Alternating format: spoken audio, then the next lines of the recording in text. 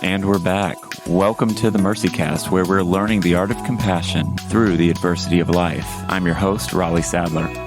Have you ever noticed when people say, "How are you doing?" that your knee-jerk reaction is to say, "I'm busy," as if our busyness and our productivity somehow indicates how much worth we have or how important we are to society? It's really a declaration. It's a status symbol. It's saying that, you know what, I matter, and you should actually just feel good that you get to spend time with me because I am so busy and my time is so valuable. And, to some extent, that may be true, but I've noticed that in my own life, it's so easy to just have it as this standard phrase, "I'm busy. I'm so busy." Because it does convey that level of importance. But then what happens when we become paralyzed? What happens when our own perfectionistic tendencies get in the way? When we don't know how to keep going? What I've noticed is when we're paralyzed, it impacts our feelings of worth, our feelings of identity, and we don't feel good about ourselves anymore because now we're not in step with the thing that we profess to everyone who asks us how we're doing. Ironically, Matt hit a wall when he was writing a book on productivity. Most of us think that productivity is all about setting our lives up for smooth sailing and getting things done quickly. But, writing a book on it, it can be tricky. He sat down at the screen to write and the words did not come. For days, he would stare at a blank screen. Generally, writing came easy to him, but now as he was writing his opus on productivity, nothing was happening. So a friend said, "How about you just write whatever comes to mind?" And he did. And now he ended up writing 600 pages. But now he had another problem. Now he had to kill his darlings. Now he had to cut sections out. All the while this was happening, the organization where he was working had a large round of layoffs. So not only is he struggling with this book to get the right book out there, but he's also losing his regular income. He falls into a depression and really doesn't know what to do next. Today, I am joined by Matt Perman, the author of What's Best Next and a founder of an organization by the same name, both existing to help knowledge workers improve their productivity. Matt, how you doing today? Doing great. Also busy. Yeah. Busy, totally busy. But in the right way. And so, what do you mean by that? You're busy in the right way. Well, so I think it's really important to define productivity right. So it's not just getting more done faster. It's not just being busy. Busyness should not be equated with productivity. You might be getting the wrong things done. Yeah. Busy at what is the real question. Right. We don't ask that question. We're just like, No. Busy. Oh, well, Yeah. I'm not busy. I watched 6 hours of Netflix today. It's That's why I'm so busy. because I only have a window of like an hour to work. That's right.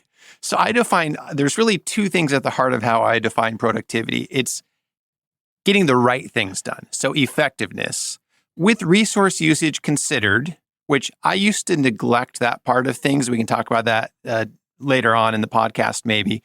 But really the heart of productivity is getting the right things done, not just anything done. And then second, when you talked at the beginning about, hey, I'm busy, so I'm important. Okay, so another key part of how I define productivity, you aren't doing this for your self-enhancement. You aren't doing this to feel more important. Yeah. You're doing this to help others thrive. Wow. Okay. And so you leave your ego out of it. Well, that's one thing to say, right? But then I know it's so easy when you're putting everything you have into a project, whatever it is, for your ego to kind of get triggered in there, Yeah. And so it sounds to me like when you were writing this book, you're losing your job, all these things are happening. That part, that identity piece was really impacted. Like that sounded like you really went through it. And so what did you do next? So this is so interesting because it really resonated with me when you were talking about the ego side of things, but in a unique way, actually. So I feel like if we live our lives for Christ and do things for Him, that helps put our ego in check, put it where it should be, and genuinely do things for others and not find our worth in how productive we are. And that's something I work on. And that's actually part of, that's a good productivity practice, working on your heart and, the internal dispositions that you have.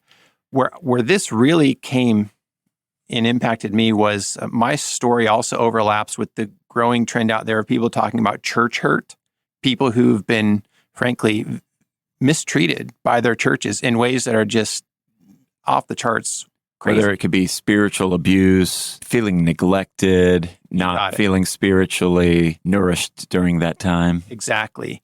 And so the way this happened for me, among others, is some of the leaders at the church actually regarded me as having less value because I was not being as productive in the traditional sense.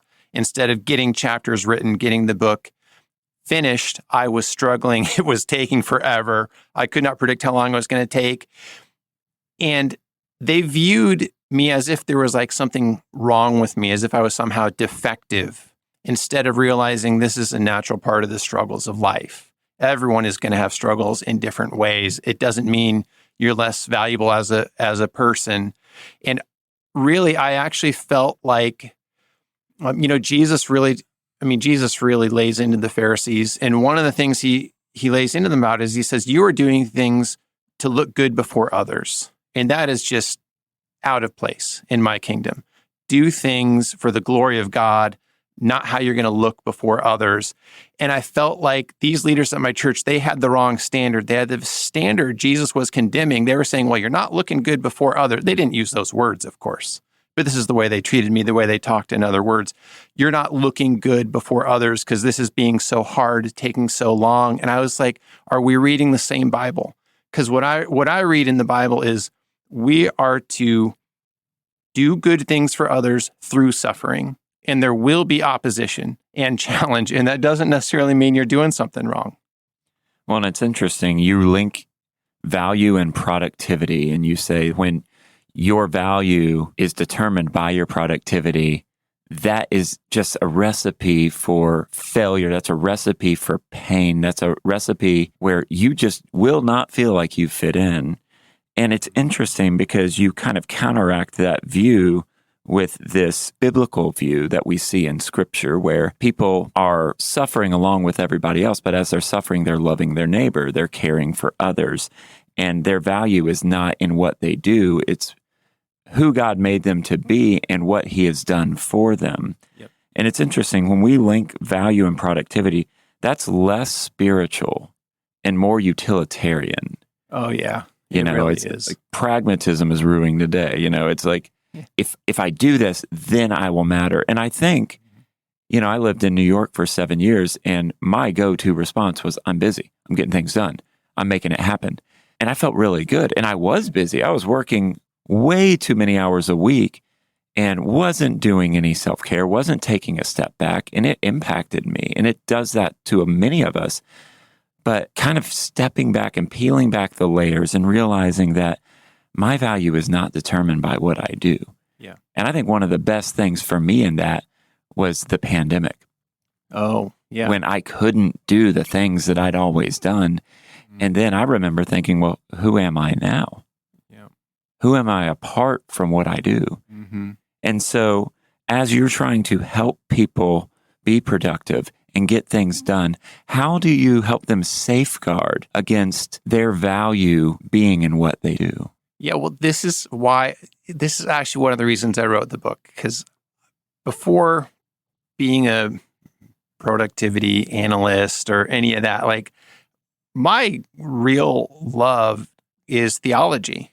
And my favorite Christian truth, or one of them, is the doctrine of justification by faith alone, by faith apart from doing good things. Even in things in God's power. Some people misunderstand the doctrine of justification by faith. They think if the good things we're doing are in God's power, then it's okay for them to be the means of justification. No, false. No good things we do, whether in our own power or worked by God in us, are the means of our acceptance with God. No good things. And ironically, this actually motivates obedience. It motivates greater obedience to God and greater productivity. And I wanted to flesh out that connection in the book while giving people great strategies and tactics for improving their productivity. So I have a whole chapter on justification by faith alone. and how it drives productivity. And the key thing here is when you realize you are accepted by God apart from your works, that is, apart from your productivity, you can rest and you can find your value truly in Christ, not in what you do. And then ironically, the pressure's off. The pressure's off. And when the pressure's off, we have greater motivation, ironically. I mean, it's this paradoxical thing. A lot of times they're like, well, if God accepts us apart from good works, why should we do good works at all? And I'm thinking, your understanding of human motivation is completely wrong. The highest motivation is intrinsic motivation. You're not doing it simply for the reward, for something beyond the activity itself. You're doing it because you find the activity itself meaningful. And Christians who've been transformed by the Holy Spirit find doing good works for the glory of God intrinsically meaningful. We do them because we enjoy doing them. We want to do them. And that is the most powerful motivation. And so long as you think you have to do good to be accepted by God or to be considered valuable to yourself, that intrinsic motivation is killed. Now you have an extrinsic motivation. I have to do this so God will accept me or so that I will accept myself.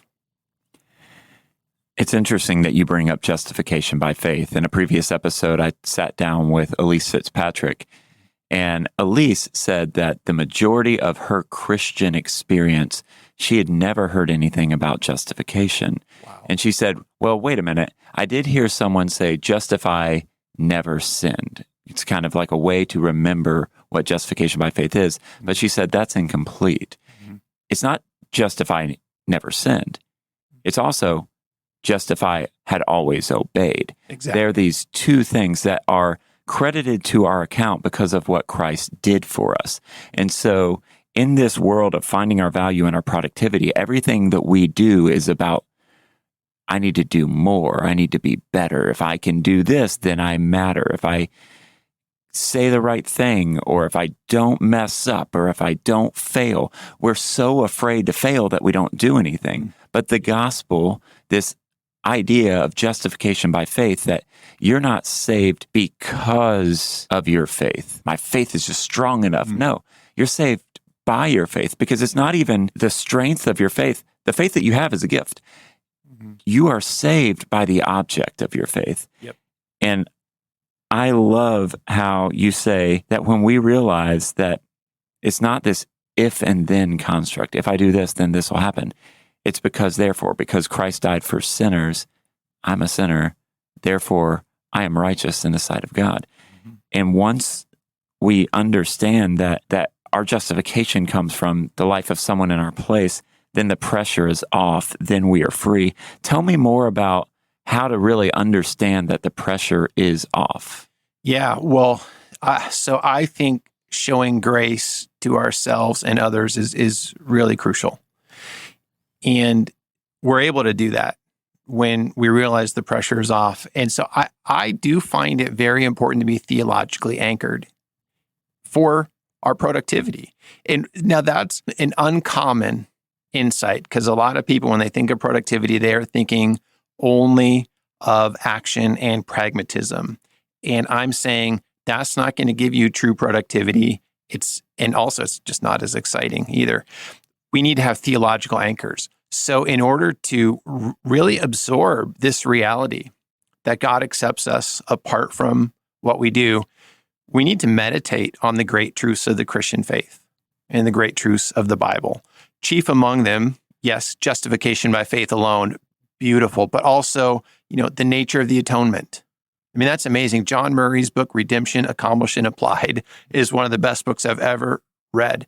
And it's all about what Christ accomplished by his death. And he summarizes it in 5 or 6 things. It's beautiful.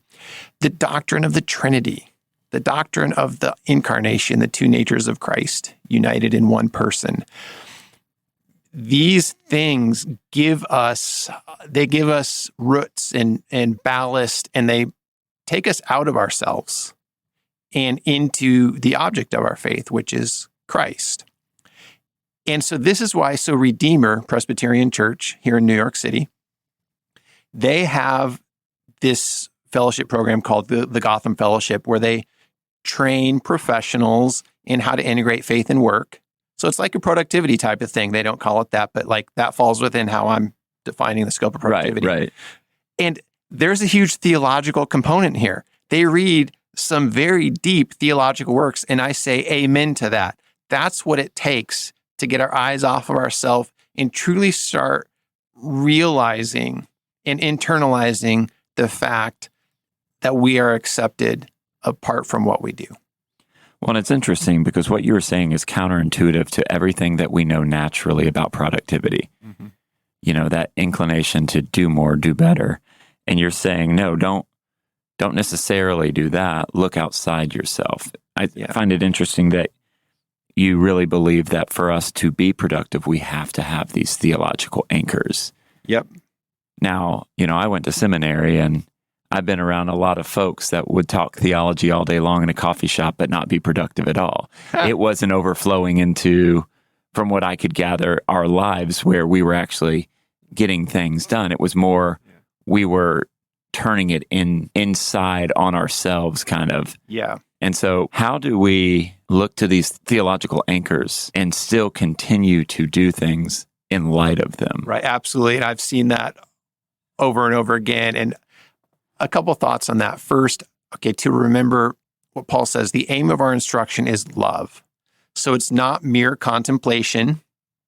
So being in a coffee shop all day, just talking about theology or whatever. Yeah, and sometimes you just want an espresso, and I get it. Yeah. But yes, the aim of our instruction is love. Yes. Yeah, that's fascinating because, yeah, it's about loving God. It's about loving our neighbor. That's right. Yeah. Yeah.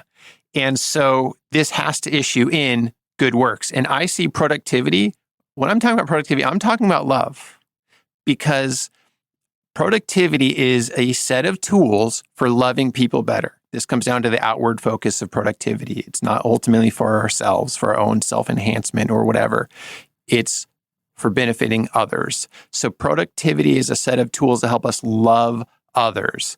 Okay, so if we see that as, you know, the meaning and purpose of productivity, then what gets us out loving instead of just focusing on these theological anchors? Well, first, remembering the purpose, as Paul says. But then second, for me at least, there were some really good examples in my life early on in college. College is when I got into theology, and before that, apologetics. And people like William Lane Craig, in my opinion, one of the greatest apologists ever in the history of the church. And Josh McDowell, who's a little more popular level, but his More Than a Carpenter, it really is a good book. And both Josh McDowell and Bill Craig and the other apologists I read, they really emphasized it's not enough to know the answers. You have to love people. You have to be kind and gentle, not get irritated with people, not get combative or defensive.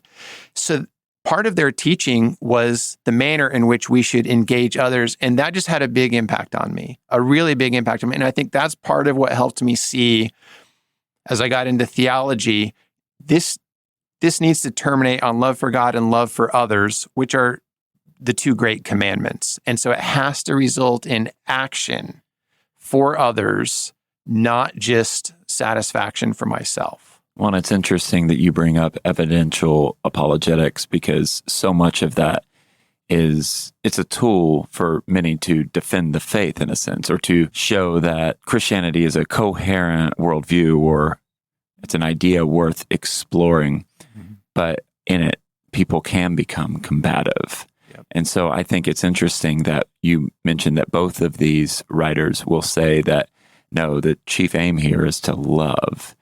And oftentimes when we're defending or anything, there's that defensive posture. There's that inclination to prove that you are right.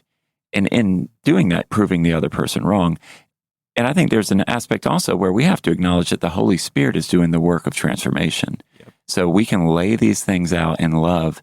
I remember sharing the gospel with someone once, and I clearly, it was more from a presuppositional approach where I kind of deconstructed that person's worldview and showed how Christianity is a very coherent worldview. And the person was like, well, that's fine, but I still don't want to believe. And it hit me, I was much younger then, but it hit me that what we bring into this matters. And if we're not coming from a place of love, and maybe I was, and I hope I was, but at the end of the day, I love how you're saying that even in productivity, love must be central. You even said productivity is love. It's a set of tools used to love others. Yep. And I have this idea of others-centered productivity. Yeah. Because with apologetics as well as productivity, we can make it about us. But what you're saying is, no, the reason you're productive is to get things done. We're recording here in Manhattan. And I always tell people when they come to the city, many people are like, well, New Yorkers are mean. They're intimidating. They're this, they're that. But then they have a couple of conversations with New Yorkers on the train or something like that, which New Yorkers won't do. But people from out of town will do that. They'll be like, what are you reading? And the person just looks at them and then they're like, okay, I'll acquiesce. And then they'll talk and then they'll be like, that person was really nice. Or I was trying to get my Metro card and that person helped me. And I always tell people, I'm like, yes, New Yorkers are nice, but you have to understand that we are nice because not only do we want to help you, but we also know that as we're loving and caring for other people, it helps the masses. Because if one person is stuck here, the whole machine is discombobulated. Right. And I think in a very real way, that love and that care is real, but there's also the piece of, I want to help you be productive. And I think we have this idea of flourishing here. Yeah. That if in our productivity, we're able to step outside of ourselves and now we're free from paralysis, we're free from some of the fear that's been holding us back. Our worth is bound up in another. And so we're free from trying to earn approval, trying to earn love. And now we're free to help others. And as that fire catches, I can see even like our businesses flourishing, our churches flourishing, our community flourishing. Tell me a little bit of how human flourishing and productivity are tied together. Oh, man. I mean, that is just so important. They are very deeply tied together. Okay, so in order to be productive, the first thing you need to do is know your goal, get your goal right. Okay, so we need to think of productivity not in relation simply to our goals for the next 3 months, 6 months, 5 years, but in relation to the goal of a human life. And so that's why over the last several years, I've dug even deeper into philosophy. I was a philosophy major in college. It's kind of like majoring in pre-unemployment, but it worked out. And actually, so philosophy is incredibly valuable. Not only does it teach you critical thinking, but it brings you into this conversation that's been going on for 3,000 years, not just in the West, but also in the East. And one of the big questions in that conversation is, what is the purpose of a human life? And everyone agrees there is a purpose, except for the cynics, which is a Greek school of thought early on. And then, well, I guess other people today, and there's atheistic existentialism, which says existence precedes essence. And so you're just defining your purpose. There's no objective purpose. But for the most part, throughout the history of the conversation, there has been broad agreement. There is a purpose to the human life. And this is the field of ethics, actually. So philosophy has 3 branches: ethics, metaphysics, and epistemology. In ethics, a lot of times we think of it as regiment and restraint, restrictions on people that actually cause problems. And I think that's bad ethics. I think that's unethical. The real question of ethics is, how do you live a flourishing human life? And so we need to understand that. What does flourishing mean for a human being? How should we be living our lives at this broad level? And then that needs to shape how we think about productivity. You mentioned this idea of purpose and how the philosophers of old would always try to figure out what is man's purpose. They're trying to understand the human condition, but they're also trying to figure out, in a sense, what are we supposed to bring to the table? What are we supposed to do? You know, trying to really balance these big questions of life. And I have found that when people are languishing in purposelessness, they're not productive, they're not happy, and they're struggling in many ways. But when they find their purpose and they're living in accordance to their purpose, whatever that may be, there's more direction, there's more focus, there's more excitement, there's more joy. And I've seen that in my own life. The times where I kind of get a little confused on my purpose or what I want to do, I'm struggling. But when I'm tapped in and I'm doing the things that I want to do, and and my productivity is in line with that, there's just more joy. I'm not saying that I feel like I have it all together all the time. No. And I'm not saying that there aren't these perfectionistic tendencies that will creep in and try to rob me of joy. But I'm saying that I am happier when I'm engaging my purpose. And so some of our listeners may be in a season like I have been where they're trying to find their purpose. What would your advice be for someone who is trying to find their purpose? Yeah, I mean, absolutely. Good question. The first thing I'd say is it is right and important to find your purpose and to seek your purpose. It is a real thing. It really is important to come to know your purpose and act in accordance with this. And I looked into this because I was like, is this just an idea that I like? Or is there broad agreement on this? And I mentioned there is broad agreement in the field of philosophy, but also psychology. Psychologists agree it is important to have purpose. And in fact, there used to be a lot of terms for this, like joining up your circles, getting your life together.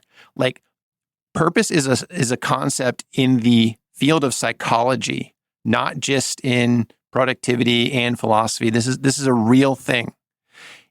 And okay, so how do you find your purpose? So I think it's helpful to think objectively and subjectively.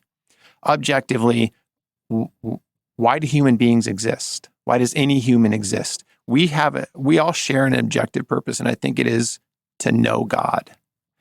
God is our ultimate purpose, and that means knowing Him. That's not just information, that's a relationship. So fellowship with God or communion with God is our ultimate purpose. But that doesn't just mean contemplation, thinking about Him or talking theology. It includes action as well. We come to know God better through doing things, actually, because God Himself is a creator and provider, and through relationships with others. And then think of purpose. So, and a lot more can be said on that, but there's purpose at the highest level of a human life. But then there's like, okay, what's my specific purpose in life? Specifically, what am I here to do?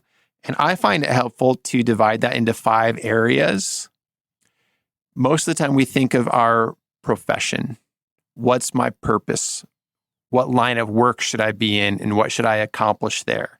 And that's important to find that, but also think in terms of family. What's my purpose there? Is it to get married and have a family? If so, what should that family look like? What type of parent should I be? What type of spouse should I be? Church. There's a purpose for church involvement. What's that look like? Society.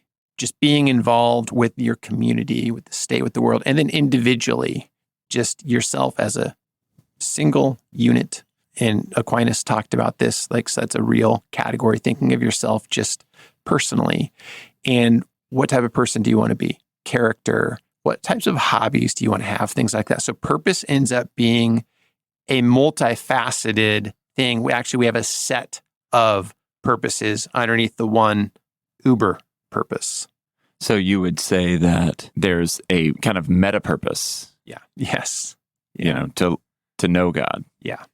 And then within that, we may have individual purposes that are characterized by where we are in life. It could be, do we want to be married? Are we married? Do we have a family? Yep. Are we career focused? Do we want to work in a trade? Occupations kind of revolve around this sense of purpose, but purpose is not just grounded in our occupations. Yep, that's right. Because if we only think of purpose as grounded in occupation, we will be living incomplete lives. Life is more than your occupation, than your line of work. And if we don't realize that, we'll be very unbalanced. I've found that people are often happier, healthier, and more joyful when they are doing things that they love. Yep. It could be you're working in a job that you enjoy. It could be you have a great set of hobbies. I currently live in Florida now, and people on the weekends, they'll go boating, they'll go to the beach, there are people where I live, they're doing all sorts of things, woodworking, going for walks, and they're not doing it necessarily because there is a functional need. I mean, I talked to someone recently at a wedding, and the person's like, apparently I'm a really good woodworker, but you know what? I've broken the system. This is what I do now. I just give stuff away. Now people want to buy it and people get really excited when I make something, a table, a chair, what have you. But it's kind of cool to just be able to say, no, I'm going to give this to this person, because for him, he sees the value of his work. He enjoys his work, but he also doesn't feel like he has to do that as an occupation. I've had friends who, one person loved baking. She was amazing. Then she started her own cupcake company and then hated it because now it became work. And she said, never try to do a job with a hobby that you love. For me, when I started to let my people go, I had this passion to really help local churches address issues like human trafficking by loving their most vulnerable neighbor, while also recognizing that they were vulnerable themselves. And I remember doing that and then having someone say, hey, like, I can help you as a missionary. I can, give to your cause, but I would be willing to give more if you considered starting a nonprofit, because regardless, you're going to do this. And in my case, as long as I was talking to people and encouraging them with this message, Christ became vulnerable to the point of death to set vulnerable people like you and me free from death so that we could love other vulnerable people until death. When I'm acting in accordance with that idea, then I feel like I'm living in accordance with my purpose. Amen. But when I'm not, that's when I languish. That's when the paralysis starts seeping in. That's when the questions of my own worth start seeping in. And I do think it's important to look outside of ourselves, like we discussed about justification. I think that's very important. And having a church where during the Sunday service, whether it's through your liturgy or through the preaching of the word, you have someone who declares that you are made right with God because of what Jesus has done in your place, not because of what you do.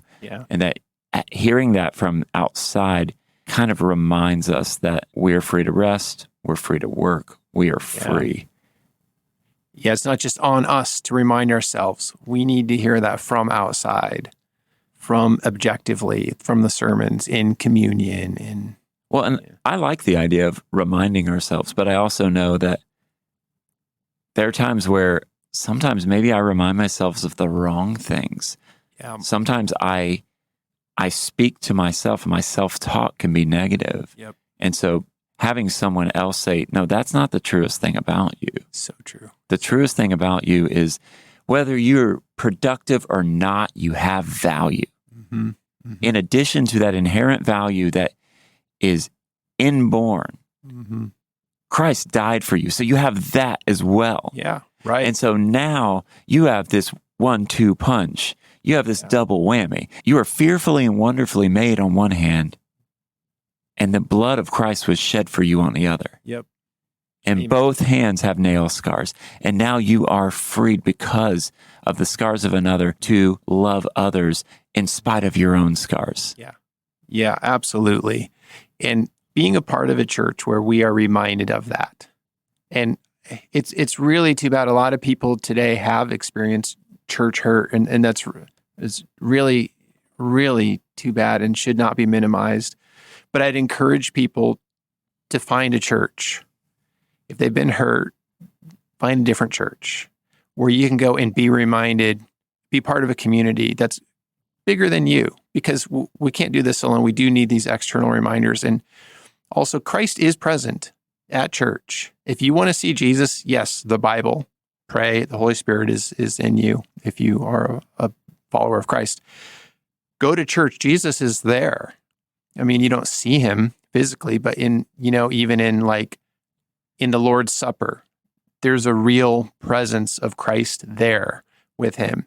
And so that is really, really important. Another thing that strikes me as you were talking, I think you described a unique purpose of yours, which I think is fantastic. And like an uber purpose, even over those 5 sub-purposes I gave for 5 spheres of life. And it's a little bit beneath the meta purpose of, know God. What you described is your particular angle on knowing God, which is vulnerability, knowing him through vulnerability. And of course, all of us need to be doing that That is the path, part of the path of the Christian life. But you're giving special focus to that. And so in one sense, we could say that's your purpose. What we want to remember, what I'd say to the person who's looking for the purpose is purpose is multi-layered. It's like an onion. There's multiple things involved. You don't have to think of just one concept, but they do all need to relate. And the big thing you want to do, like with these 5 spheres, these 5 smaller purposes, is you want to make those work well together. So human flourishing is when all of these areas are working well together. They are integrated. You have a harmony. You have an orchestra. Flourishing, I would describe as harmony. Flourishing as harmony. Yeah. Yeah, that makes a lot of sense. Mm-hmm. And you had mentioned people who had experienced church hurt, spiritual abuse. These things are very serious. And I think in many cases, people do not know where to go because the people that said that they were safe were not safe in that person's case. Yeah. And so many of us who experience that, I've been there as well. It's very easy to isolate. Yep. And to kind of go lick our wounds. And now we're not very trusting and we're struggling. And sometimes we internalize and we beat ourselves up. We're like, well, maybe there's something wrong with me. And it's because they don't seem to be they're not going through it. But, I think we were created to belong. Yes, right. To belong to ourselves, to belong to God, to belong to others in a healthy way, not in a harsh way, not in an exploitative way, not in a even spiritually abusive way. Yep. And I think we often can isolate ourselves when we're hurt. But I've found in my own journey that when I isolate, I typically don't get what I need. And so if you are hurting, if you are in a place where you are struggling because you've been hurt in a Christian context, I would just encourage you to find a safe person. It just has to be one. Find a safe person to talk to about these things. And don't be afraid as you're talking to this person. If you do believe this is a safe person, whether it's a counselor, whether it's another pastor, whether it's just a trusted friend, where you just let it out, you share the things that you're really processing. Yep. And you don't hold it back, because I believe it's not until we accept what reality is that we can do anything about it. We can accept the reality that we're hurt. We can accept the reality that we're languishing without purpose. We can accept the reality that we may not trust people that we thought we were supposed to trust. But what I found is after you start talking to that one person, that's a roadmap to finding more people that we can trust and finding a healthy church. And there's nothing better in the world than finding a place where you go and you're like, not only can I attend, but I can be part of this because I love what's happening. And so I think all of these things come back to identity. It's the pain that we carry mingled with the purpose that we want to live in. And so many of our listeners are there. They listen to this podcast because it's scratching that itch of learning how to show love to others through the tough things that we experience. What advice would you give to people who they're just trying to get through the day? They're trying to process pain while also live in accordance with their purpose. Yeah. I've been there. If you're at the point where you're just trying to get through the day, take the pressure off yourself. Don't feel like you have to accomplish a certain set of results every day. I know there are demands on us we don't have a choice over. You got to make rent or your mortgage and so forth. But as much as possible, take the pressure off and let yourself heal a bit. Let yourself rest. And in the later version of the book, a couple years after the book had been out, my publisher was like, we want to we're releasing it in paperback and we want to release an expanded edition. And I was like, you're kidding. The book's already too long. You want to release an expanded edition? I don't think that's going to be much of a value proposition there. But I include an additional chapter in that expanded edition, and it's on suffering, productivity through suffering. And I talk about that. Well, we're both looking at his book, What's Best Next, and this thing is about 25 pounds. You know, I mean, it would keep a door open. My book, not so much, but this would keep a door open. And yeah, I love what you say about taking the pressure off, because you and I have both been through life events where there were times where we just had to be. Yep.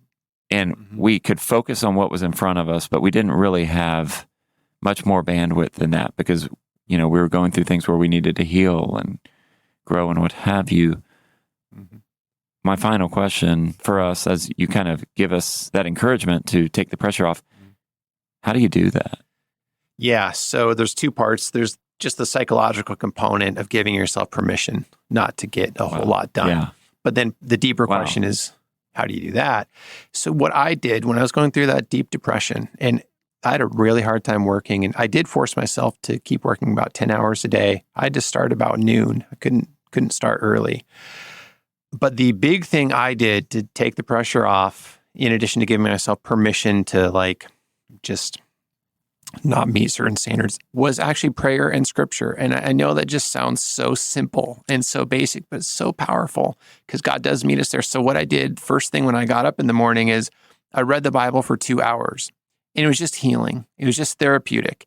And I find it works better for me when I do have a bit of a plan reading through the Bible. So it was, I was reading through the whole Bible, not necessarily in order. I just created a sequence of the books because I didn't want to go long book. And I just read as long as I felt I needed to. And it was usually a couple hours. And that ministered to my soul. It gave me strength, comfort, and prayer, of course.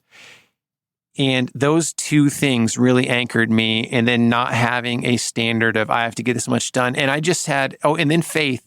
Okay.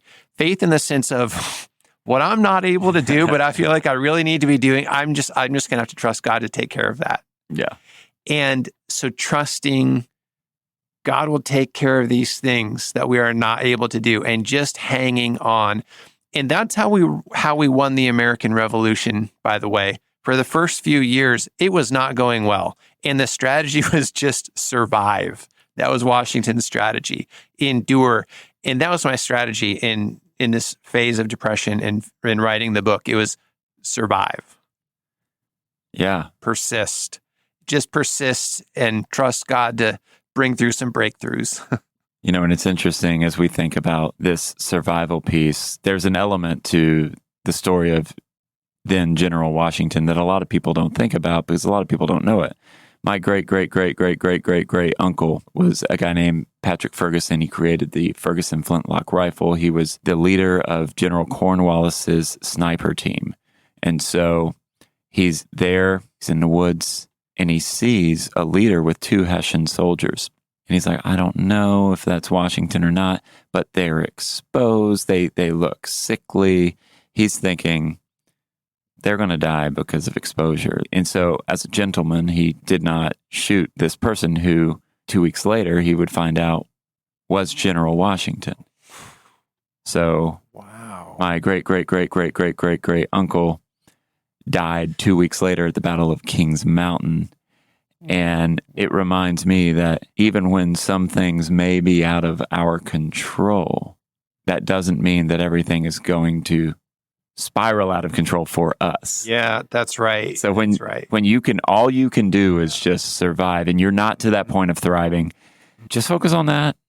That's right. Maybe that's what you're going to be productive in right now. Maybe so. It's just taking the next step and doing something. That is productive. To go through suffering well is productive, as we're defining it in the right sense, in the sense of accomplishing what we ought to accomplish as humans in the human life. And that's not just task accomplishment. It is how we live our life, living in faith, enduring, exhibiting all the virtues.